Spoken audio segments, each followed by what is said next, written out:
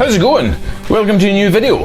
A bit of a ranty video today, but hopefully it will enable you to learn something at the same time, because today's video is going to be all about narrative structure in a documentary.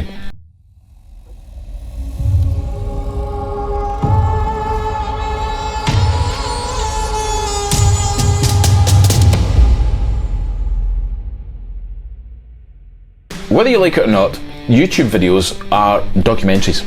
They're documentaries of people's lives and the things that they do. And they use video as the medium to share the story with the audience. Now, I'm going to go quite specific because I'm going to be talking today about landscape photography. And in particular, the question, is landscape photography the hardest genre on YouTube to film?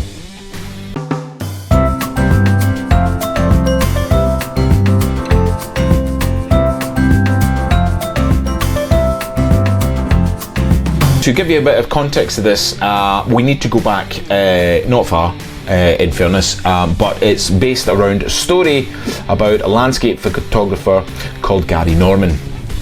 I'll link his description and things down there. Gary's a landscape photographer. He makes YouTube videos, and much like lots of landscape photographers, they all make YouTube videos. To give it context, I am not a guy who gets up early in the morning to head off into the hinterland with my backpack and a pocket full of dreams, hoping to get that sunset, sunrise, or epic shot of a landscape. I don't do that. You'll have never seen me do that, and likely never to see me do that, unless I go to one of these group shoots where everybody gets together to do that very thing. Now, the reason I'm jumping on the bandwagon here is for no real reason other than that there was a comment left recently on one of Gary's videos that was just a bit negative, and everybody kind of took the hump at it a little bit, and I can see why, because it wasn't constructed well. You can be negative, you can give feedback, and you can dislike things, but sometimes it's easier either to articulate it in a way that is is good for everybody involved, or it's also quite good just to keep your mouth shut. There's the two options there. Whichever works for you best is probably the one you should go for. Now, the reason I'm jumping in on this one, I thought, well, this would be an opportunity to talk about structure within documentary filmmaking, because if you don't have any structure, then your video is kind of like all over the place and pointless. Gary is a landscape photographer, and he follows a format like many landscape photographers follow.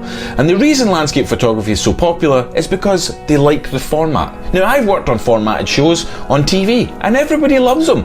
It doesn't matter whether it's Antiques Road Trip or Celebrity Love Island or I'm a Celebrity, Get Out of Here, whatever. Landscape photography is not really an inclusive thing. I mean, okay, there are people who do it in twos and there's some people who go away in groups, but generally speaking, landscape photographers are on their own.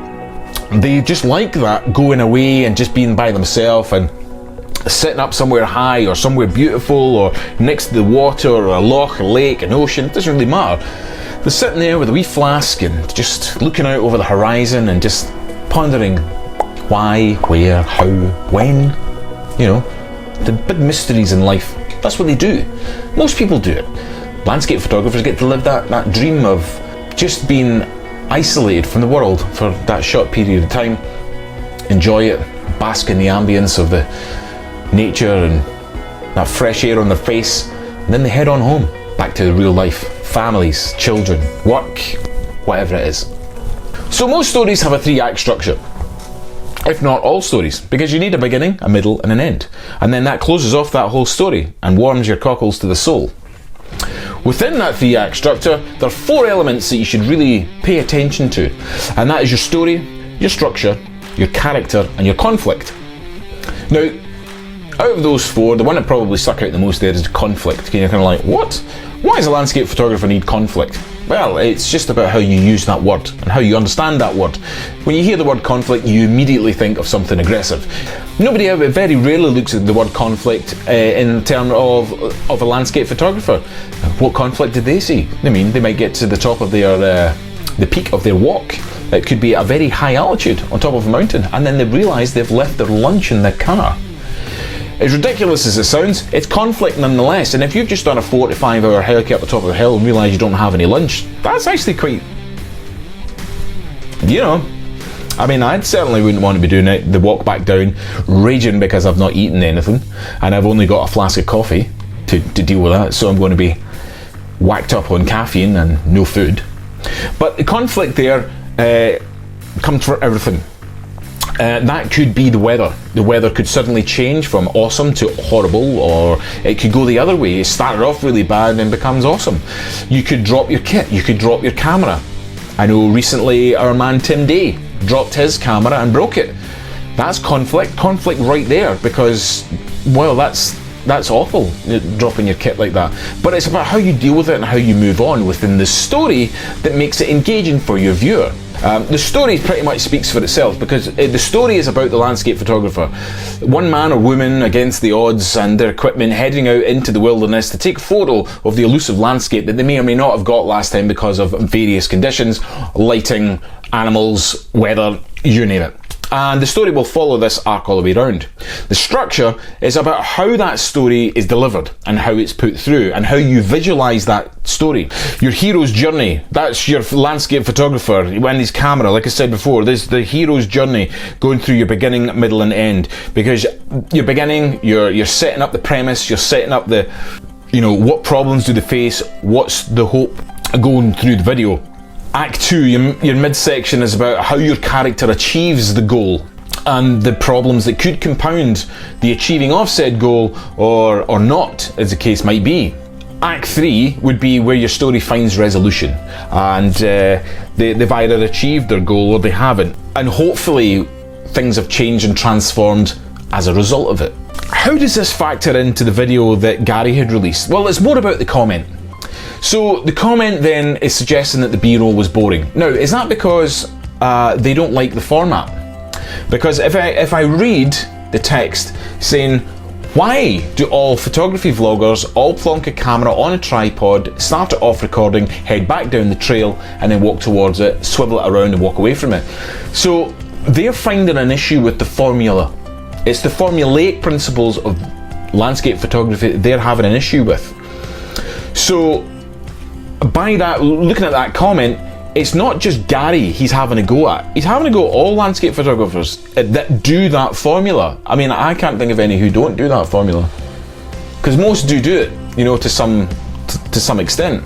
So this just actually strengthens my argument that landscape photography might actually be the hardest subject to film on your own.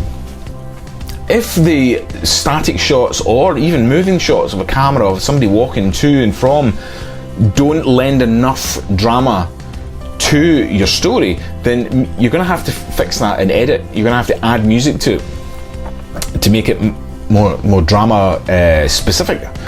But that again is hard. I mean, let's assume for a second that landscape photographers were always in the hero shot. Can you imagine how that would look?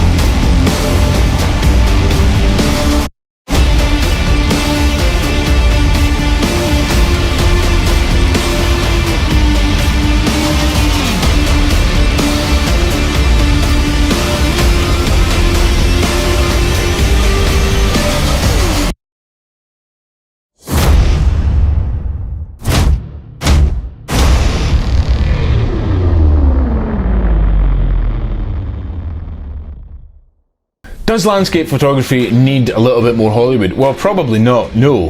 But does landscape photography need a little bit of angle from the video maker? Well, yeah, I would say yeah. This just brings me round to my question at the beginning. Is landscape photography the hardest thing to film on YouTube? Well, maybe not, but that doesn't mean that it's not difficult. These guys and women who go out to film in the landscapes, wherever that is. I mean, okay, if it's on a flat field somewhere, yes, it's difficult because you've got to set up cameras, do the walking towards you, actually walking twice the distance you ordinarily would if you weren't filming yourself. But then you've got to break in, you've got to bring into the fact that there are some people who do mountain climbing, who climb up mountains, snowy, hot, deserted mountains out miles away from anywhere, but with all this kit to film themselves walking to and from the camera. For somebody to deal with all the aspects of filmmaking, and if you think about that filmmaking, you know, camera movement and camera angles and lighting and, you know, the narrative structure about where they are, how they got there, what they're doing while they're there, then the actual task that they're doing, which in this case is photography, you know, all of that on top of recording what they're doing and getting back down safely and back to the car and then driving, all of that. I mean, that's mental, because that's one person doing all that. That's not like these YouTubers that are shooting ads and brand commercials and all that kind of stuff, but have a team of people there with cameras filming them. These guys are doing it by themselves. So that's why I thought maybe it is the hardest medium to film out there, unless you're a free diver, of course. That's pretty hard. But then invariably, if you're a diver, you're going to have people with you. Let's just think about that for a moment. Remember though, that if you are going to be critical about something, that you word it correctly, and don't just jump in with both feet and say that it's shit, okay? Don't be a dick about it. Let's just all Hakuna them Matatas.